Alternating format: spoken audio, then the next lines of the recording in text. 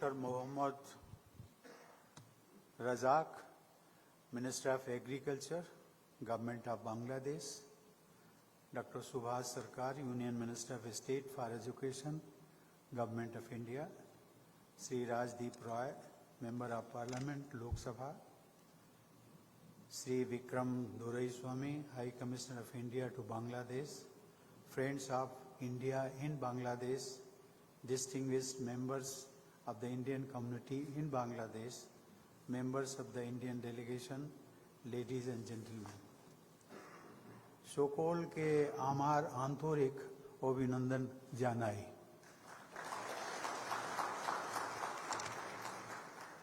I am delighted to be here in Dhaka today in this historic 50th year of India-Bangladesh friendship. Along with the pleasure and honor of visiting a close neighbor, I am deeply touched by the warmth and affection of the people of Bangladesh. Just before coming to meet you all, this morning I went to the historic Ramana Kali temple, where I had the privilege of inaugurating the renovated temple. I look at it as a blessing from Ma Kali. I have been told that the governments and the people of Bangladesh and India helped in restoring the temple, which was demolished by Pakistani forces during the War of Liberation. A large number of people were killed by the occupation forces. This temple is a symbol of the spiritual and cultural bonding among the people of India and Bangladesh. This marked an auspicious finale to my visit to Bangladesh. Ladies and gentlemen, since the outbreak of the COVID-19 pandemic last year, this is my first visit abroad. I consider it most appropriate that this first visit of mine is to your great country, Bangladesh, during this very special year as we jointly celebrate the 50th anniversary of the liberation of Bangladesh and establishment of our diplomatic ties. I pay tribute to the enormous sacrifices made by the people of Bangladesh to achieve freedom from tyranny. We salute your indomitable courage in fighting against the formidable odds and standing up against injustice. And I also pay homage to the sacrifices of your friends from India and the Indian Armed Forces who laid down their lives in support of a righteous cause.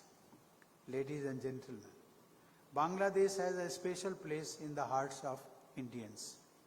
Ours is a uniquely close relationship based on age-old ties of kinship, shared language, and culture. Our ties have been nurtured by the sagacious leadership of the two countries. While paying homage to Bangabandhu at his home in 32 Dhanmondi, I was reminded of the Declaration of Independence that Bangabandhu had issued in Dhaka on 26 March 1971.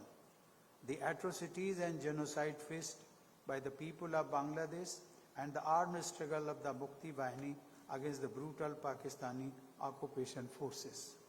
I pay my respect to the tens of thousands of women whose dignity was violated and the helpless civilians who were tortured and executed for no fault except their desire to live an honorable life.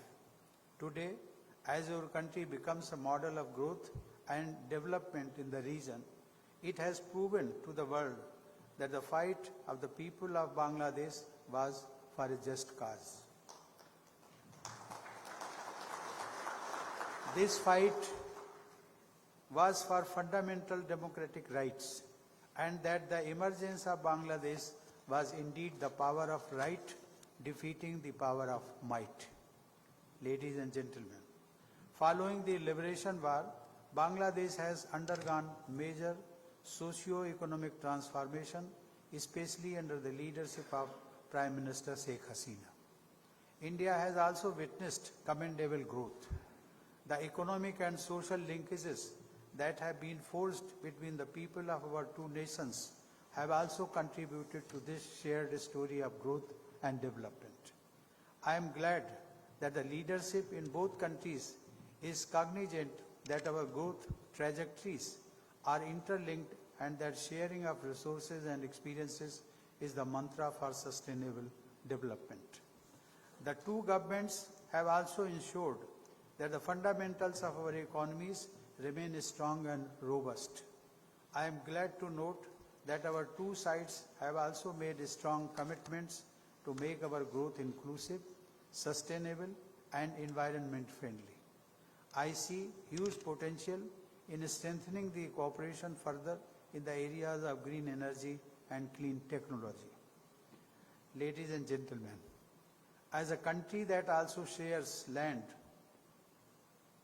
borders with Bhutan and Nepal, India is conscious of the fact that a well-connected and better integrated sub-region is important for achieving a better standard of living for our people and meeting their growth and developmental aspirations. In this spirit, India remains committed to assisting Bangladesh in its journey towards a strong economy, partnering with you as you proceed to greater prosperity. I also urge our business communities on both the sides to seize this opportunity to enhance our trade and economic linkages to new heights, especially between Bangladesh and our northeastern region. We are fortunate to be young nations, blessed with energetic and creative populations.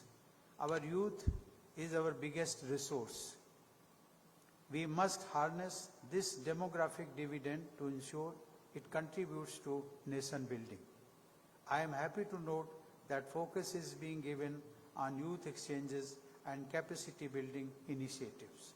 This will help in building skills needed to succeed in this globalized world. I also congratulate all the Indian citizens present here today. You all have made a mark in various sectors of importance in Bangladesh. While you have contributed to the economic and social development of Bangladesh, you have also cemented our long-standing close bilateral relations. You are making India proud of bringing prosperity to our region. While doing so, you have also followed the values and traditions of our country, which are also part of our shared heritage with Bangladesh. Maintaining Bangladesh's foundational values of a progressive, inclusive, democratic, and harmonious society has been one of the major contributions of Prime Minister Sheikh Hasina. As I assured His Excellency the President and the Prime Minister Sheikh Hasina, India will stand in support of a Bangladesh that embodies the values that emerged from the liberation movement of this country. Ladies and gentlemen, you are aware that safety, security, welfare, and well-being of Indian citizens in all parts of the world is a priority for our government. In every corner of the world, over the last 1.5 years, the government made special efforts to enable our citizens to return home during the worst phase of the COVID-19 pandemic. Our government will continue to take all necessary steps to strengthen our links with our citizens abroad, as well as with our diaspora.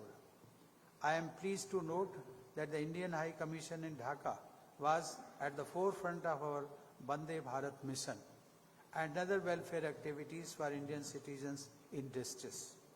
As we celebrate Azadi Ka Amrit Mahotsav in India, I urge our citizens here to come forward and contribute in their own way to the cause of nation building. Ladies and gentlemen, to our friends in Bangladesh, let me assure you again that India values your extraordinary goodwill and friendship. We look forward to remaining closely connected to jointly achieving development and prosperity and to meeting the aspirations of our people.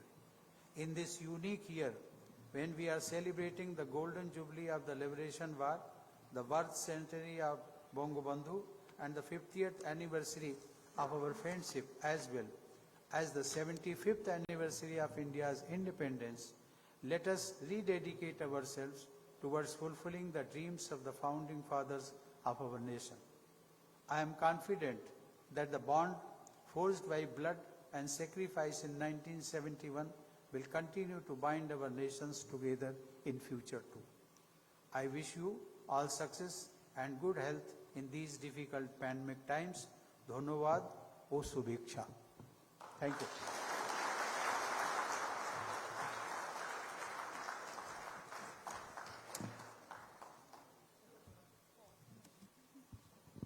Thank you, Honorable Rashtrapati Ji, for your kind words. I now request you all to rise for the Indian National Anthem.